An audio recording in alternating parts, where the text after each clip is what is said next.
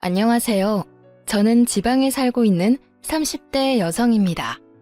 평소 사연을 듣기만 하다가 직접 제 사연을 소개하려고 하니 조금 떨려오는데요. 큰 용기를 내서 보내보는 사연이니 끝까지 함께 해주세요. 저는 남편과 소개팅 자리에서 처음 만났었어요. 생글생글 웃는 얼굴에 다정다감한 말투가 참 마음에 들었죠. 남편 역시 저를 마음에 들어했고 그렇게 저흰 뜨거운 연애를 했었죠. 결혼은 당연한 수순처럼 연애 2년 만에 식을 잡았어요. 결혼하고 나니 남편은 제 생각보다 더욱 다정한 사람이더라고요. 평소 생리통이 심한 저를 위해 날짜를 체크하며 약을 먼저 준비해주는 것은 물론이고 기념이 아닌 날에도 이런저런 이유를 대며 데이트 신청을 하기도 했어요. 거기에다 퇴근길엔 가끔 제 생각이 났다며 꽃을 사오기도 했고요.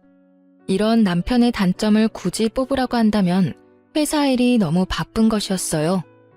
여보, 이번 출장은 얼마나 걸려? 이번엔 1박 2일. 미안해, 자주 혼자 있게 해서. 아니야, 일이 바쁜 걸 어쩌겠어. 운전 조심하고 술 너무 많이 먹지 말고. 알겠지? 숙소 도착하면 영상통화할게.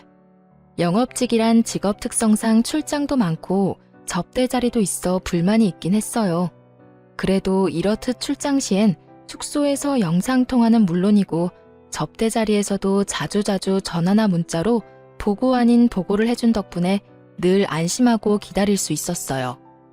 거기에다 평소에 워낙 잘하니 이쯤이야 대수롭지 않게 넘길 수 있는 문제가 되더라고요. 이런 저의 결혼 생활에 문제가 있다면 시댁이었어요.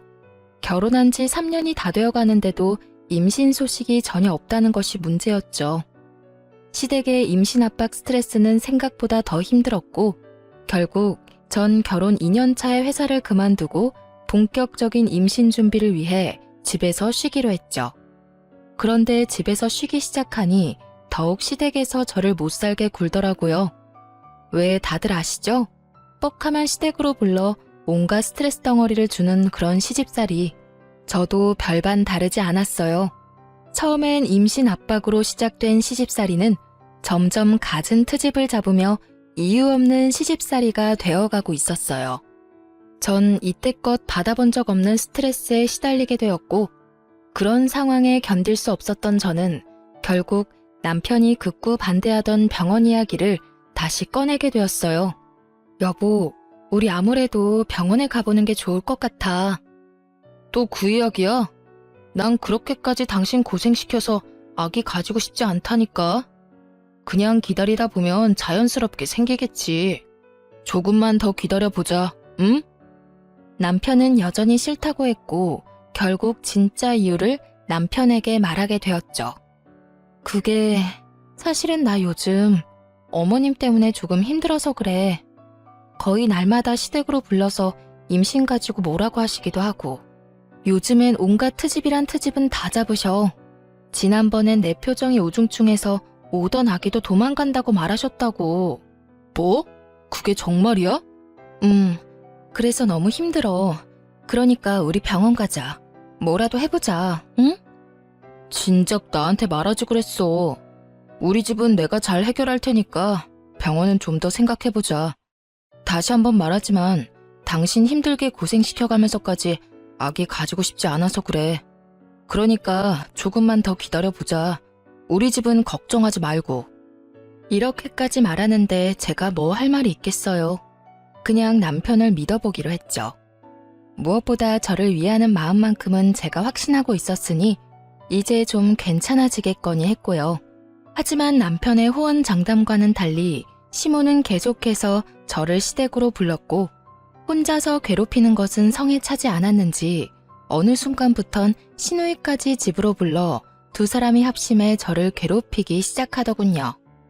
이 또한 지나가리 하며 참고 또 참았는데 결국 저의 서러움과 화가 터져버리는 일이 생기고야 말았죠. 그날은 시모에게 전화가 와 미역국과 갈비찜을 먹고 싶으니 재료를 좀 사오라고 하더라고요. 전 그런가 보다 하고 장을 봐 시댁으로 갔고 시모의 닭달에 엉덩이 한번 땅에 붙이지 못하고 음식을 만들기 시작했죠.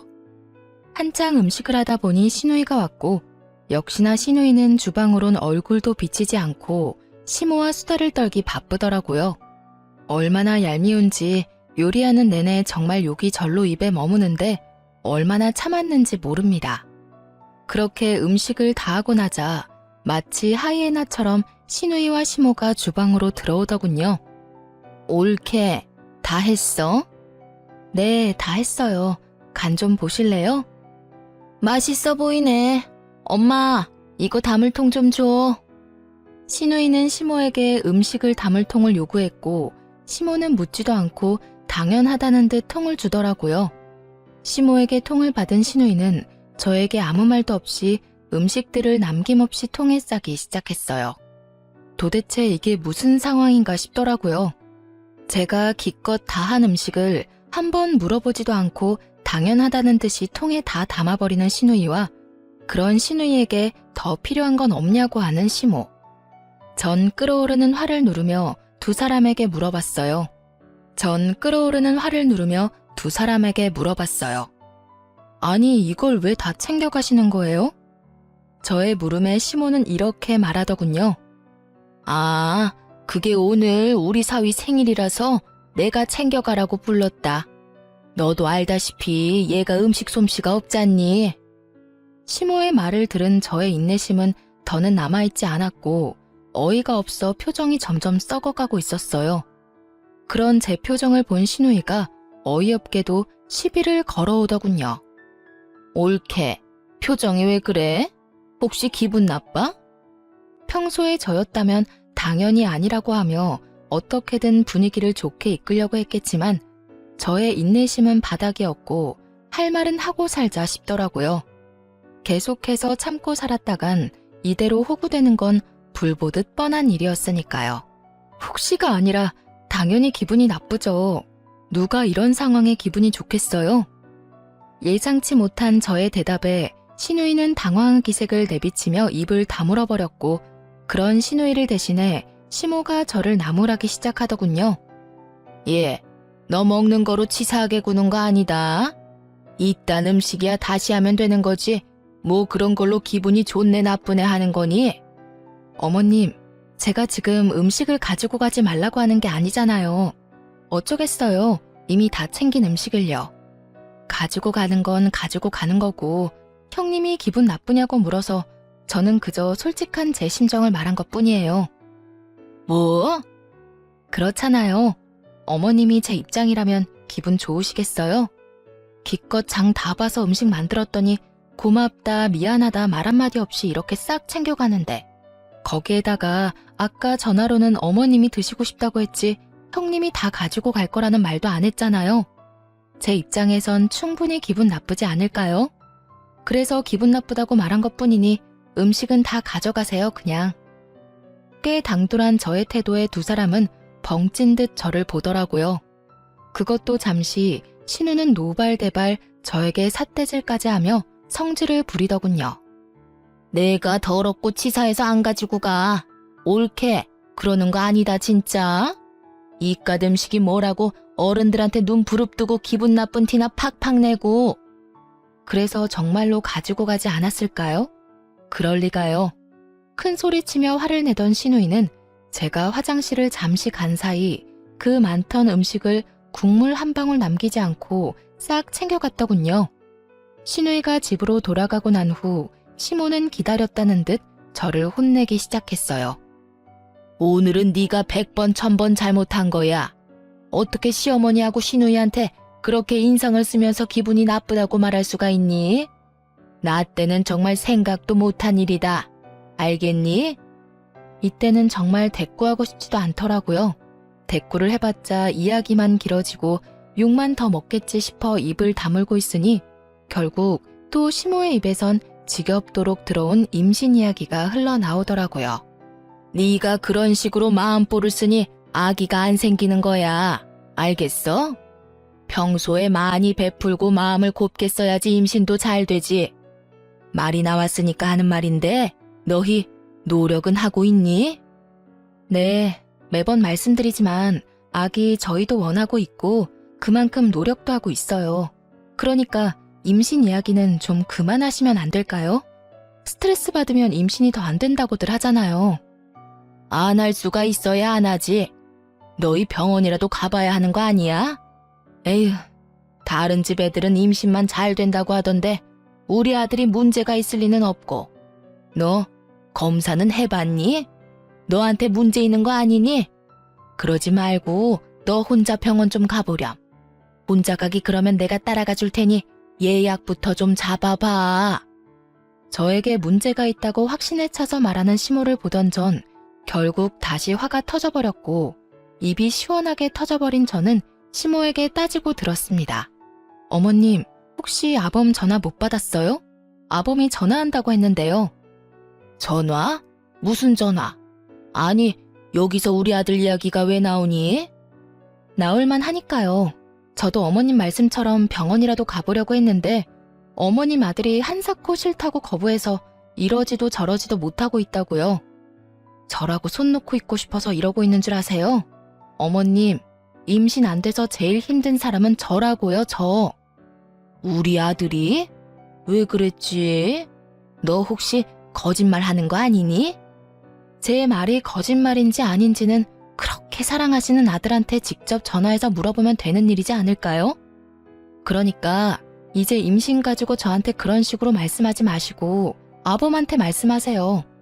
자세한 이야기도 아범한테 들으시고요. 이렇게 계속 스트레스 받다간 어머님 말씀대로 오려던 아기도 도망가게 생겼으니까요. 그야말로 제 입에선 울분이 터져나오고야 말았고 더는 저를 건드리면 안 되겠다는 현명한 판단을 한 시모는 헛기침을 해대며 말을 돌려버리더군요. 너는 왜 소리까지 지르고 그러니? 그냥 좋게 좋게 말하면 될 것을. 그나저나 비가 오려나 무릎이 왜 이렇게 아픈 줄 모르겠구나. 넌 어디 아픈 데는 없니? 감기 조심해. 요즘 감기가 유행이라더라. 이미 마음이 상해버린 저는 시모의 말에 대답도 하지 않았고 그렇게 기분이 잔뜩 상한 채로 집에 돌아와 남편을 기다렸어요. 이런 분위기일 거라 전혀 상상치도 못한 남편은 오랜만에 일찍 마쳤다며 꽃을 사들고 집으로 돌아오더라고요. 기분이 상할 대로 상해버린 터라 꽃으로 마음이 풀릴 리 없었던 저는 남편을 보자마자 따져 묻기 시작했어요. 여보, 어머님한테 전화 안 드렸어? 당신이 알아서 해결한다고 했었잖아. 잘 설명한다며. 깜빡했다. 왜? 무슨 일이 있었어? 혹시 오늘도 불려갔다 온 거야? 오늘은 미역국이랑 갈비찜 드시고 싶다고 하셔서 기껏 장봐서 음식 다 만들어놨더니 형님이 싹싹 긁어가더라고. 그래서 이게 뭐 하는 경우인가 싶었더니 아주버님 생일이라서 나한테 음식 만들라고 했더라고. 뭐? 누나 진짜 미친 거 아니야? 자기 남편 생일 음식을 왜 당신한테 만들래? 거기서 끝인 줄 알아? 기분 나쁘냐고 하길래 기분 나쁘다고 했다고 혼나고 형님 가시고 나니까 임신 못한다고 또 혼나고. 나 진짜 힘들어 여보. 요즘엔 내가 이렇게 혼만 나려고 당신이랑 결혼했나 이런 생각까지 들려고 그래. 진짜 미안해. 내가 요즘 회사 일로 바빠서 깜빡했어. 내가 이번엔 정말 잊지 않고 잘 해결할 테니까 마음 좀 풀어.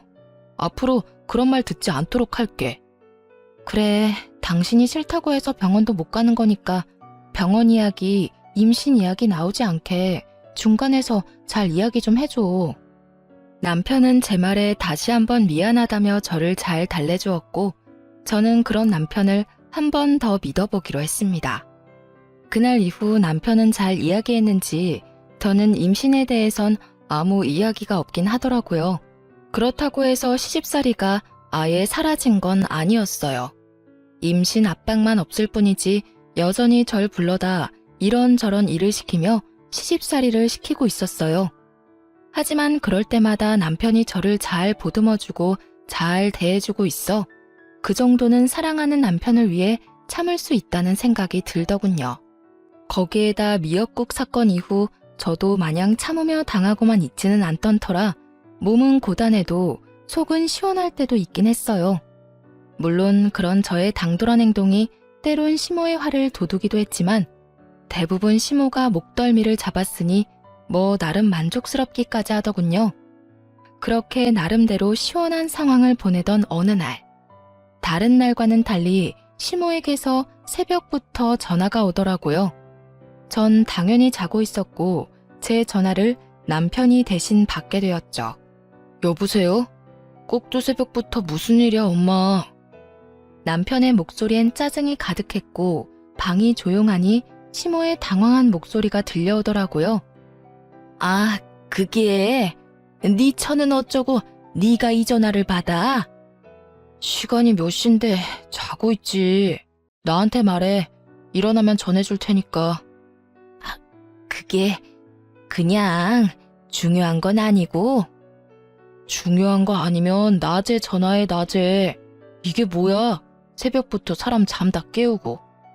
아, 그리고 혹시나 해서 하는 말인데 오늘 집사람 나랑 약속 있으니까 집으로 부를 생각하지 말고.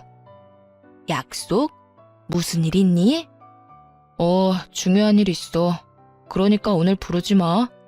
그리고 이렇게 일찍부터 전화도 하지 마.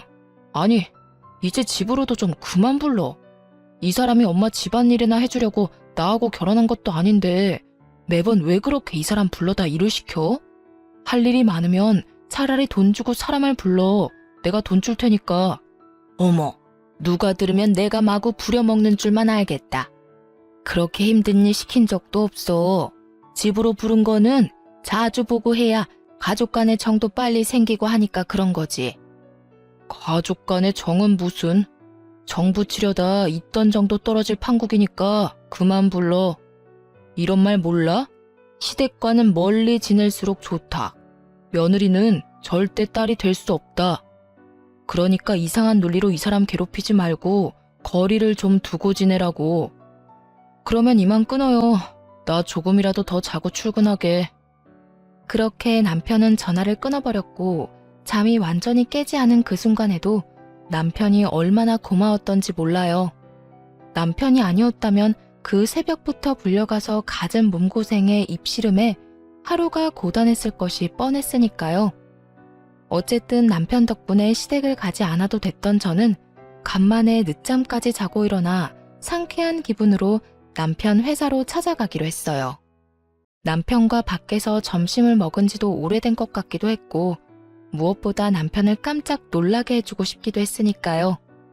그래서 오랜만에 화장도 하고 가장 아끼는 옷을 입고선 남편의 회사로 향했죠. 그런데 그런 저의 발걸음이 제 인생을 송두리째 바꿔버리고 말았습니다. 남편의 회사로 향하는 길, 저는 혹시나 하는 마음에 남편에게 전화를 걸어보았지만 남편은 전화를 받지 않더라고요. 불안한 마음이 들긴 했지만 아침까지만 해도 외근을 나갔다는 말이 없기도 했고 늘 외근을 나갈 때면 연락을 해줬던 터라 그냥 남편의 회사로 계속 향했죠. 이윽고 남편의 회사 앞에 도착했고 전 다시 한번 남편에게 전화를 걸었어요. 남편은 전화를 받지 않고 있었고 아무래도 바쁜 것 같아 돌아서려는 순간 남편이 회사에서 급히 나오고 있더라고요. 그 순간에도 저는 남편에게 거는 전화를 끊지 않고 있었는데 남편은 휴대전화를 확인하고도 전화를 받지 않고 그냥 주머니에 넣어버린 채 발걸음을 재촉하며 어디론가 가고 있더군요. 저는 남편의 뒤를 필사적으로 뒤쫓고 있었고 바쁘게 걷던 남편은 이윽고 어느 차에 빠르게 올라타더군요. 남편이 탄 차가 출발하는 그 짧은 찰나에 전 보고야 말았어요. 운전을 하던 사람은 여자였고 환하게 웃고 있는 그 여자와 남편은 그 찰나의 순간 포옹을 나눈 후 손을 맞잡는 모습을요. 워낙 순식간에 그리고 너무나도 충격적인 광경에 도저히 뒤쫓을 생각조차 못한 채 그 자리에서 굳어버렸어요. 제가 그렇게 굳어있는 사이 두 사람이 탄 차는 제 시야에서 사라지고 없더군요. 아무리 생각해도 믿기지 않았어요. 제 두 눈으로 확인했지만 믿고 싶지 않았죠. 꿈에서도 남편의 외도는 상상조차도 해본 적이 없기도 했고 그간 남편에게서 그런 낌새도 느끼지 못했던 터라 그 충격이 더욱 컸죠. 누가 상상이나 했겠어요? 출장이 잦긴 했지만 늘 자기 전엔 숙소에서 이불을 덮고 영상통화를 했었고, 때론 제가 귀찮다고 느껴질 정도로 어디를 가나 사진을 찍어 보내주곤 했으니까요. 그것뿐인가요? 시댁과의 마찰에서도 늘 제 편이었고, 혹시나 제가 힘든 일이 생길까 싶어 굳이 말하지 않아도 스스로 나서 저의 방패막이 역할을 해주곤 했던 남편이었는데, 그런 남편이 외도를 저지르고 있다니 정말 상상도 못한 상황이었어요. 그 자리에 한참을 서 있었다가 집으로 돌아왔죠. 집으로 돌아온 저는 제가 본 광경을 떠올리고 또 떠올렸지만 아무리 떠올려봐도 믿을 수가 없었어요. 지금 생각하면 참 바보 같지만 그때는 차라리 제 두 눈이 이상한 거라고 믿고 싶기도 했으니까요. 하여튼 전 더 확실히 확인할 필요가 있다고 생각했고 남편을 기다렸어요. 그날 저녁 남편은 집으로 돌아왔고 전 아무것도 모르는 척 남편에게 물어보았어요. 여보, 오늘 왜 전화 안 받았어? 그게 오늘 갑자기 거래처 사람 만나야 할 일이 생겨서 정신이 없었어. 중요한 거래처였거든. 아, 그랬어? 난 또 전화 안 받길래 무슨 일 있는 줄 알았지. 당신도 참. 내가 회사에서 무슨 일 있을 게 뭐 있어. 당신이야말로 무슨 일 있었어? 전화 여러 통 한 것 같던데. 아니, 그냥 오랜만에 당신이랑 점심이나 먹을까 했지. 밖에서 점심 같이 한 지 오래된 것 같아서 말이야. 생각해보니 그렇네. 다음에 점심 먹자. 내가 좀 한가한 날 연락할게. 그래, 피곤할 텐데 먼저 자. 대충 얼버무리며 상황을 넘긴 저는 남편이 잠들기만을 기다렸고, 남편이 깊이 잠이 든 것을 확인한 저는 휴대전화를 살펴보기로 했어요. 하지만 남편의 휴대전화는 잠긴 상태였고 아무리 머리를 굴려봐도 도저히 풀 수가 없더군요. 그래서 전 며칠 동안 남편이 휴대전화를 만질 때마다 티 안 나게 신경 써서 관찰했죠. 그렇게 3일 노력한 끝에 비밀번호를 알게 되었어요. 그렇게 열리게 된 판도라의 상자는 정말 충격의 연속이었습니다. 우선 상간녀의 정체는 다름 아닌 거래처 사람이었고 두 사람은 한두 달 짧게 만난 사이가 아닌 좋기 1년은 넘은 사이더군요. 거기서 끝이 아니었어요. 남편은 틈틈이 업소도 다니고 있는 듯 했는데 적어도 한 달에 한두 번은 예약한 문자가 남겨져 있더라고요. 그 모든 것이 충격적이긴 했지만 그중 가장 충격적이었던 건 당연히 상간녀와의 대화였어요. 자기야, 우리 이러다 나 임신이라도 덜컥하면 어떻게 해? 그런 걱정은 하지도 말라니까. 어떻게 걱정을 안 해? 나 자기한테 말을 안 해서 그렇지. 생리 날짜 밀릴 때마다 불안해서 미칠 것 같단 말이야. 자기야, 진짜 걱정 안 해도 돼. 사실 나 결혼하기 직전에 정관 수술했어. 난 아기 생각이 전혀 없는데 결혼하면 아기가 생길 수밖에 없을 것 같아서 와이프 몰래 정관 수술해버렸어.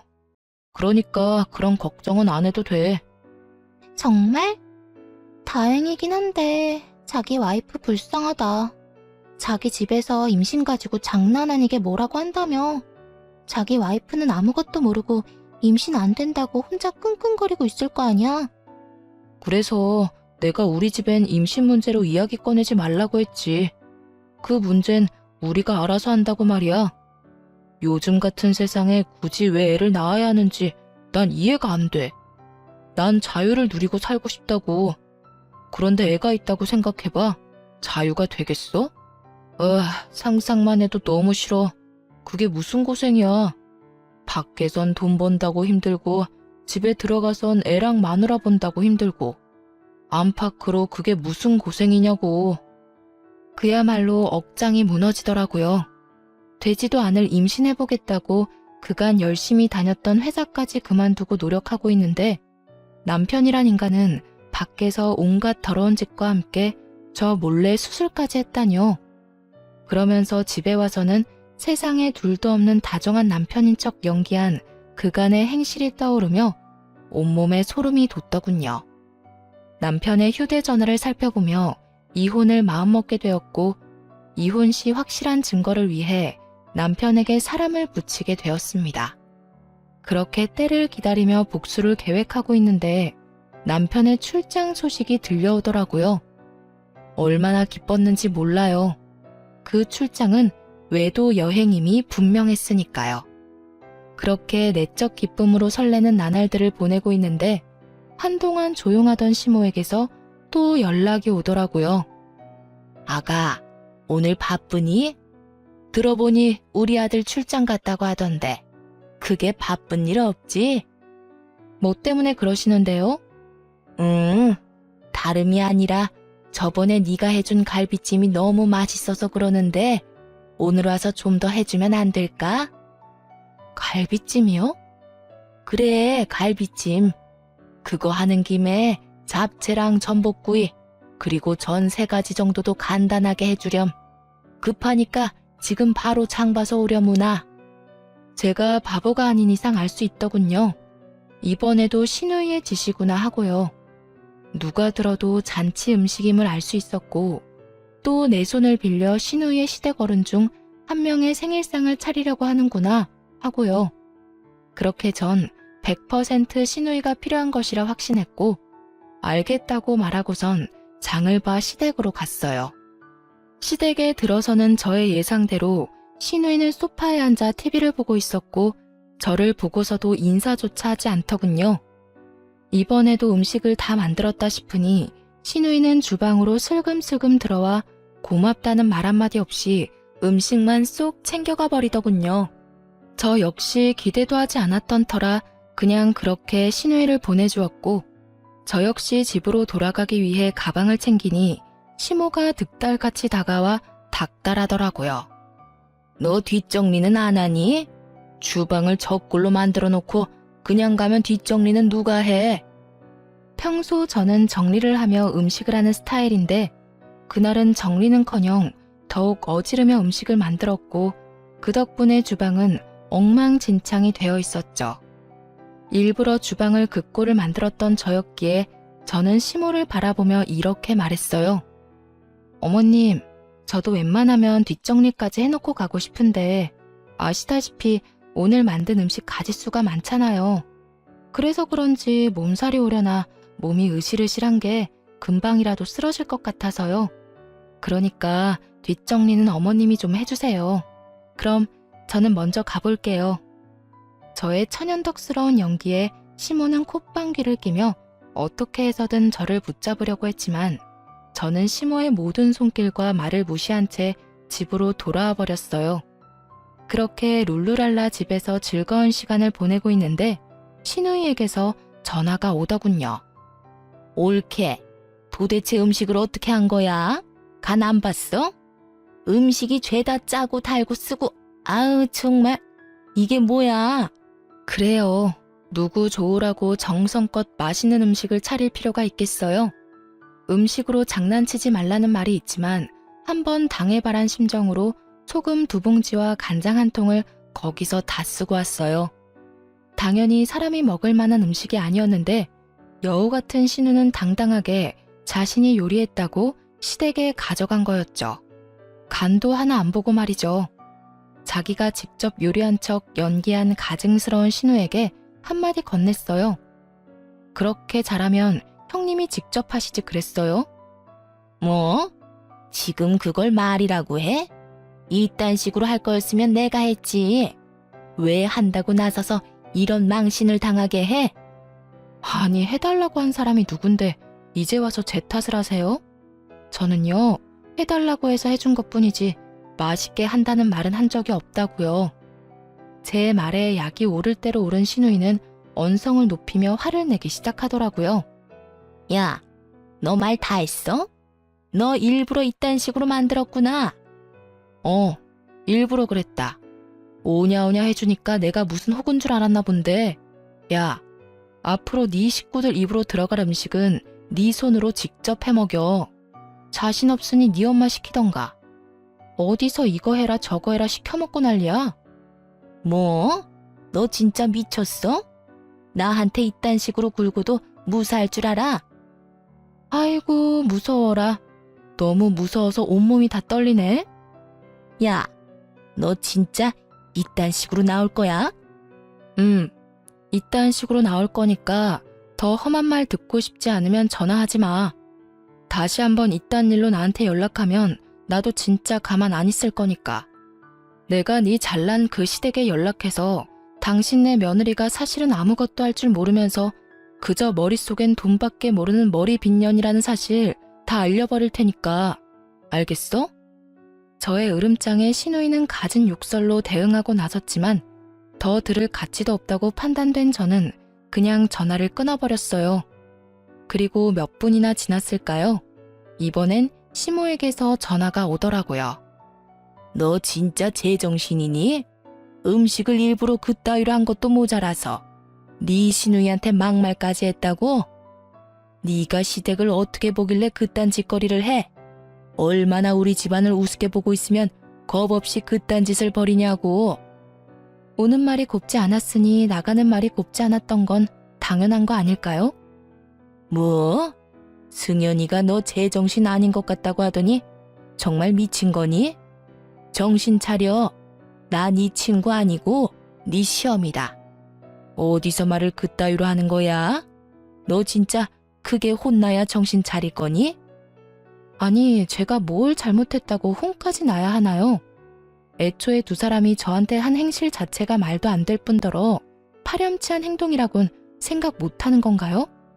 제가 그 집 노예도 아니고 틈만 나면 불러서 시켜먹는 것도 모자라 형님 시댁 잔치 음식까지 시키는 건 정말 도를 지나치는 행동 아닌가요? 제가 무슨 그 집 종인가요? 가족끼리 서로 도울 수도 있는 거지 뭘 그렇게까지 비하하고 난리니? 비하요? 정말 그렇게 생각하세요? 그럼 제가 저희 친정 부모님 생신날 형님 불러다 음식 시켜도 괜찮겠네요. 어머님 말대로 가족끼리 돕는 거니까요. 마침 곧 있으면 저희 아빠 생신인데 그때 그럼 부탁 좀 드리면 되겠어요. 뭐? 그건 경우가 아니지. 어디 손이 사람을 불러다 친정 잔치상 차리는 걸 시켜? 그런 경우가 세상에 어디 있니? 그러니까요. 이제 제 입장이 이해가 되세요? 그러니까 다신 이런 일로 저한테 연락하지 마시고 저 역시 시댁에 다신 발걸음도 안 할 거니 부르지도 마세요.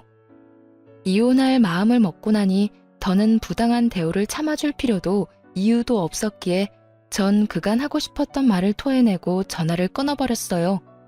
일방적인 끝맺음에 시모는 득달같이 전화를 해댔지만 전 사뿐히 그 전화들을 무시해버렸습니다. 다음 날 전 다음 계획이었던 상간녀의 남편을 만났어요. 흥신소에서 조사한 바론 상간녀는 유부녀의 자녀까지 있었고 그랬기에 저는 상간녀의 남편에게 모든 사실을 알리기로 한 것이었죠. 저는 상간녀의 남편에게 충격적인 사실을 알렸고 상간녀의 남편 역시 충격이 큰 듯 보였지만 아무래도 자녀들이 있으니 애써 현실을 부인하며 고민을 하는 것 같더군요. 혹시 지금 출장 가지 않았나요? 그걸 어떻게... 혹시 그럼... 네, 저희 남편도 출장 갔거든요. 뭐 급하게 잡힌 2박 3일 출장이라고 하던데요. 이로써 저의 예상대로 두 사람은 출장이 아닌 외도 여행을 떠난 것이 확실해졌고 상간녀의 남편은 이때까지와는 다른 잔뜩 화가 난 표정으로 입을 열었습니다. 사실 지금 애가 독감이 걸려서 심하게 아프거든요. 열이 39를 오가고 있는데 저도 회사를 빠질 수 없는 처지라 부모님께 맡겨뒀고요. 애가 그렇게 아픈데 그 여자는 자기 자식도 내팽개치고 출장을 핑계로 그딴 짓이나 저지르고 있었네요. 애 때문에 망설여졌는데 이런 상황이면 애 때문에 이혼을 해야겠어요. 상간녀 남편은 마음을 굳힌 듯했고 전 참 대단하다는 생각만 들더군요. 남자가 얼마나 좋았으면 배 아파서 낳은 제 새끼가 열이 39도라는데 그런 새끼를 내팽개치고 외도 여행을 떠날 수 있나 싶어서요. 참 대단한 사랑이다 싶더군요. 그렇게 전 두 사람의 대단한 사랑을 확인하며 모든 준비를 끝냈고 두 사람은 여행에서 돌아왔습니다. 전 우선 모든 외도 증거들을 챙겨 상간녀의 회사로 찾아갔고 저의 등장에 상간녀의 눈빛이 쉴 새 없이 흔들리더라고요. 전 망설이지 않고 당황한 상간녀에게 다가가 동료들이 다 보는 앞에서 추악한 모습이 찍힌 사진들을 내밀며 말했어요. 좋았니? 남의 남편이랑 시시덕거리면서 만나고 다니니까 좋았냐고. 그게 일단 나가서 이야기해요. 상간녀는 저의 팔을 잡아 끌었고 전 그런 상간녀의 손길을 뿌리치며 소리를 질렀어요. 나가긴 뭘 나가. 여기 구경꾼도 많고 좋은데. 제발 나가서 이야기하면 안 될까요? 되겠니? 왜? 남의 남편이랑 출장 핑계대고 제주도 여행이나 다닐 때는 이런 상황이 올 거라 생각도 못했어? 2박 3일 외도 여행이라 행복했겠더라. 그런데 제주도까지 갔는데 2박 3일은 너무 짧지 않았니? 왜? 한 일주일은 있다가 오지 그랬어. 아픈 애까지 내팽개치고 여행 갔으면 그 정도는 있다 왔어야 하지 않나? 제 말에 상간녀는 깜짝 놀라며 저를 잡아 끌었고 동료들은 경악을 금치 못하고 있더라고요. 상황이 그렇게 되자 상간녀는 도리어 흥분을 하며 저를 더욱 거칠게 잡아 끌었고 전 그런 상간녀의 손을 뿌리치고 뺨을 때려버렸습니다. 손대지 마. 어디 더럽게 자꾸 잡아 끌어? 저에게 한 대 맞은 상간녀는 눈이 돌아버린 듯 노발대발하며 저에게 달려들더라고요. 네가 뭔데 날 때려? 네가 도대체 뭔데 날 때리냐고. 남편 간수 못한 네가 잘못이지 내가 뭘 잘못했다고 날 때려? 상간녀의 입에선 쓰레기 같은 말들이 쏟아지고 있었고 전 더는 대화라는 걸 할 가치를 못 느끼겠더라고요. 이미 충분히 뜻하던 바를 이루었다는 생각이 들기도 했고요. 그래서 전 마지막 말을 해주고선 집으로 돌아왔습니다. 그렇게 당당하다니 변호사나 잘 선임해. 나 너한테 상간녀 소송 걸 거거든. 증거 충분하고 잘 알다시피 나 시간도 많아. 내가 어떻게 해서든 네 눈에서 피눈물 나게 해줄 테니까 각오 단단히 하고 법원에서 보자. 상간녀의 표정은 끝까지 당당했고 전 그런 상간녀를 뒤로한 채 집으로 돌아왔어요. 집으로 와 화를 삭히고 있으니 남편 역시 상간녀의 남편에게 호되게 당했는지 엉망이 된 꼴로 집으로 들어오더라고요. 남편은 오는 길에 상간녀에게 모든 사실을 들었는지 저를 보자마자 무릎 꿇고 앉아 손이 발이 되게 빌기 시작하더군요. 여보, 내 말을 좀 들어봐.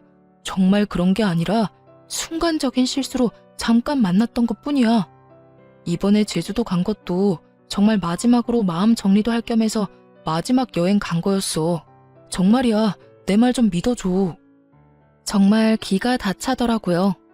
마지막 여행이라고 떠난 사람들이 사진마다 어쩌면 그렇게 행복하게 웃고 있을 수가 있는 것인지, 변명을 해도 좀 성의 있게 할 순 없는 것인지, 저를 얼마나 우습게 봤으면 저런 말도 안 되는 변명을 할 수 있나 싶더군요. 하긴 바람 피운 놈 입에서 나오는 변명이라 해봤자 뻔하겠지만요. 마지막 여행 좋아하시네. 입이 귀에 걸렸던데 그게 마지막 여행이야? 그리고 그게 마지막 여행이라고 한들 무슨 소용인데? 마지막이라고 하면 1년 넘게 바람 피운 게 없어져? 없던 일이라도 돼? 변명이라고 하는 말이 마지막 여행? 참 성의가 느껴져서 눈물이 다 나려고 한다. 여보, 정말 마지막이었어. 나 정말 당신 사랑하는 거 알잖아. 내가 당신한테 정말 진심으로 잘한 거 당신이 더 잘 알잖아. 그런 인간이 나 몰래 정관수술이나 했어? 내가 그렇게 임신 때문에 마음고생하는 거 뻔히 아는 사람이 당신이 그러고도 사람이야? 그걸 당신이 어떻게... 정말 미안해. 당신을 너무 사랑해서 결혼은 하고 싶었는데 아기는 자신이 없었어. 요즘 자식 하나 키우는데 돈도 많이 들기도 하고 아무래도 아기 낳고 나면 많이 싸운다고들 하니까 그냥 우리 두 사람 즐기면서 살고 싶었어. 남편의 마지막 말에 참지 못하고 뺨을 날려버렸어요. 우리 두 사람이라니 정말 너무 화나서 손이 벌벌 떨리더라고요. 우리 두 사람? 너 진짜 웃긴다. 딴 년하고 즐길 거 다 즐기려고 묶은 주제. 뭐? 우리 둘이 즐겨? 그럼 왜 몰래 묶었어? 그렇게 중요한 일은 나하고 상의라도 했어야지. 난 그것도 모르고 당신 엄마한테 온갖 모진말이란 말은 다 들으면서 살았는데 그런 식으로 날 속일 거면 나하고 결혼은 왜 한 거야? 더러운 짐승만도 못한 자식. 그냥 이 여자 저 여자 만나면서 즐기고 살지. 왜 내 인생까지 구렁텅이로 몰아넣었냐고. 전 울분을 토해내기 시작했고 그런 저를 남편이 안으려고 손을 뻗더라고요. 그 순간 전 그 손을 뿌리치고선 다시 한번 뺨을 있는 힘껏 때려버렸습니다. 남편은 할 말이 없었는지 부르튼 뺨을 감싸며 바닥만 쳐다보고 저도 아무 말 하지 않았어요. 몇 분간의 정막이 흘렀죠. 전 그런 남편에게 이혼을 통보해버렸어요. 우리 이혼하자. 이런 꼴까지 다 봤는데 더 같이 살 이유가 없잖아. 저의 이혼 통보에 남편은 울고불고 매달리기 시작하더군요. 안 돼. 이혼이라니. 내가 당신 없이 어떻게 살아. 이혼은 절대로 안 돼. 당신이 나 한 번만 용서해줘. 내가 앞으로 지금보다 더 당신 위하면서 살게. 더 노력하면서 당신만을 위해서 살게. 그러니까 이혼은 하지 말자. 응? 밖에서 이 여자 저 여자 다 만나놓고 나 없이 못 산다는 말이 나와 지금? 넌 정말 양심이란 게 없구나. 하긴 양심이 있었으면 그딴 짓은 안 하고 다녔겠지. 네 집안 사람들이나 너나 참 양심 없는 건 매 한 가지구나. 내가 다 미안해. 당신 말이 다 맞아. 난 당신이 무슨 말을 어떻게 하든지 간에 다 인정하고 용서를 빌 거야. 그러니까 이혼은 하지 말자. 나 정말 당신 없이는 안 돼. 정말 남편의 눈에서 흐르는 눈물을 보고 있자니 온몸에 벌레가 다 기어다니는 기분이 들며 같은 자리에 있고 싶지도 않더라고요. 그 순간 이혼에 대한 저의 의지는 더욱 확고해졌고 마지막까지 매달리는 남편을 뿌리치곤 미리 싸뒀던 짐을 챙겨 그 집을 나와버렸습니다. 그렇게 이혼 소송과 상간녀 소송을 진행했어요.